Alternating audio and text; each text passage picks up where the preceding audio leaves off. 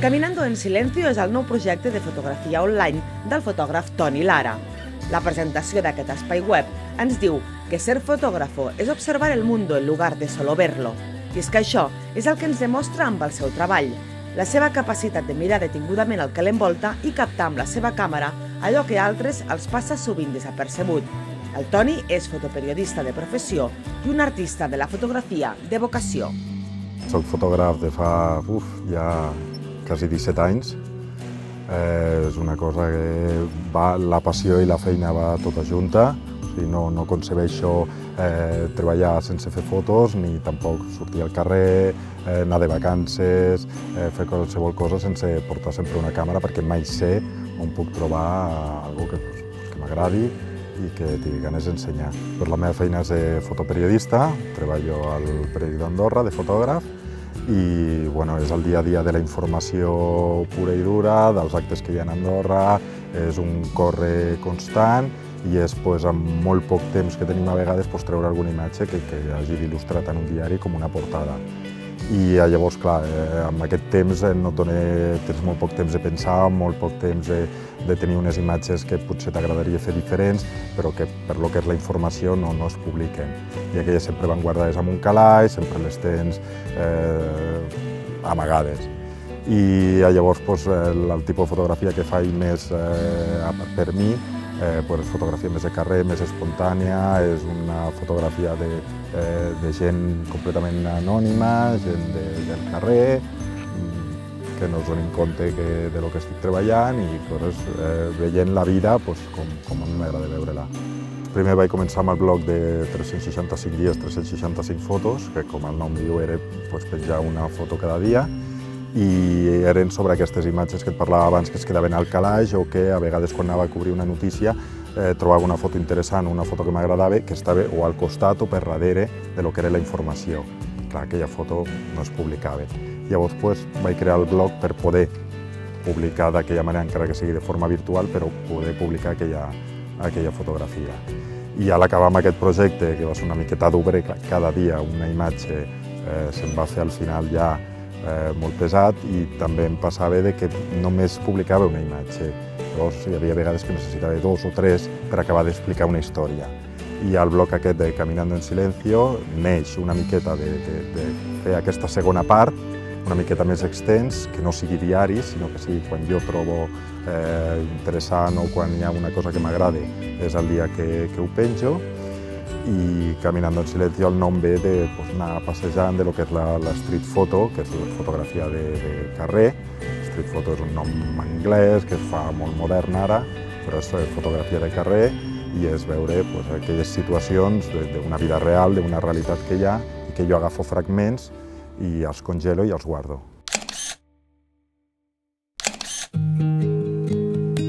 Street photo jo crec que n'hi ha hagut sempre, és a dir, fotografia de carrer és de les primeres fotos que hi ha, ja per qüestions de material, de càmeres que hi havia, que només es podien fer fotos bàsicament en exterior, per la qualitat que tenien i per la llum que necessitaven. Sempre hi ha hagut fotografia de carrer. Ara, la fotografia de carrer és una fotografia que no és tant per consumir avui dia, sinó és per consumir d'aquí 20 o 30 anys, que és on veus una evolució, és on pots explicar una societat com era llavors, i gent com Henri Cartier-Bresson van ser un dels més famosos en aquest sentit. Aquí tenim l'exemple de Català Roca, també va fer molta street photo, que en aquell moment no se li deia amb aquest nom, però la base era aquesta.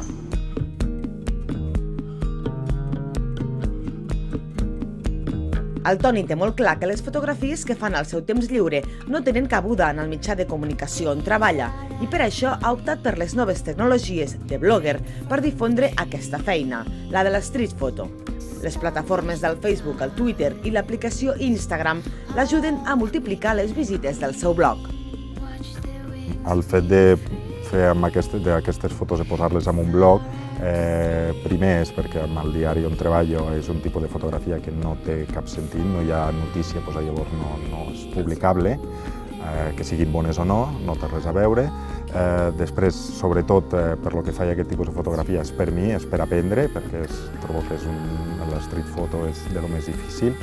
i és per aprendre jo mateix. Quan més disparo, més aprenc, més vaig evolucionant la meva mirada i vaig buscant noves imatges. I després el tema d'avui dia és que és tot online, és a dir, si vols que la gent les vegi ha de ser connectar-se per mòbil, és poder veure'ls en qualsevol moment i no anar a exposicions que ara costa moltíssim i ja muntar-la un mateix molt més encara.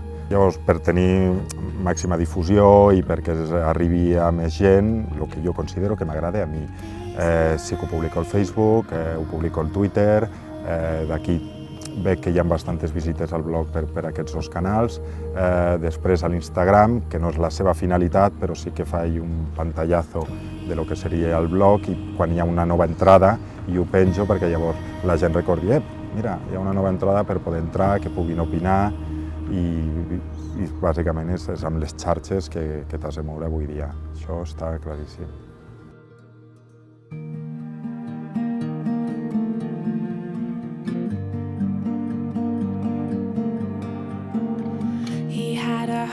In his hands, but he does all he can to pretend she's not there. At the library she looks right over at his books just to see what he's reading.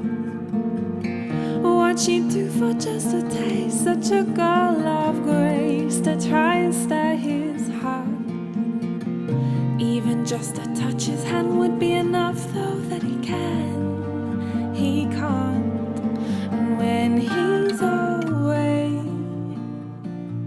L'espontaneïtat és el que millor qualifica la manera de fer fotografies de carrer, i és que el Toni intenta que mai sigui una fotografia forçada ni una situació incòmoda per les persones que hi apareixen.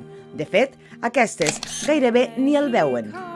Normalment dispara les fotografies davant d'aquelles situacions que li criden l'atenció, aquelles situacions que donen peu al joc amb la imatge. Aquesta càmera és molt discreta, és molt petita, porta una òptica que a mi m'agrada molt, que és un 35 mil·límetres, és diguem, una miqueta més angular del que els nostres ulls veurien normalment. Llavors això el que t'ha de permetre és t'has d'aproximar, no és com un teleobjectiu que pots fer les fotos de lluny, on no estàs implicat. D'aquesta manera, mentre vaig caminant, vaig passejant, la porto a sobre i m'he d'apropar per poder tenir aquelles imatges que a mi m'agraden fer. Abans de començar ja faig una medició, més o menys de la llum que es té, i ja ho deixo prefixat. Llavors així no he de tocar res més que aixecar la càmera i disparar, sense tenir que perdre temps a graduar, no, res, és només aixecar la càmera i disparar. També és una òptica fixa, que això permet no tenir que estar amb el zoom amunt i avall, i diguem que el zoom millor que tenim sempre són les nostres càmeres. Llavors, apropar-te o allunyar-te de l'escena ho fa un mateix. Quan faig fotografia de carrer o més fotografies, diguem, per al blog, solen ser dies que no solo treballar.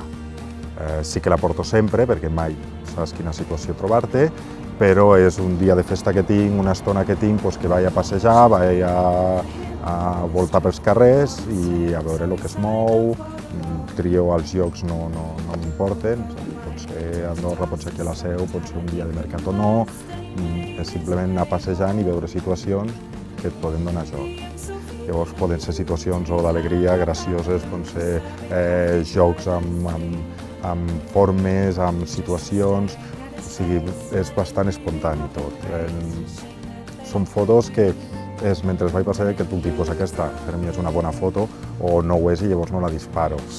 El que em crida més l'atenció quan faig foto d'aquesta carrer són coses que siguin curioses, que passin desapercebudes de molta gent, o sigui, la gent moltes vegades mira però no veu.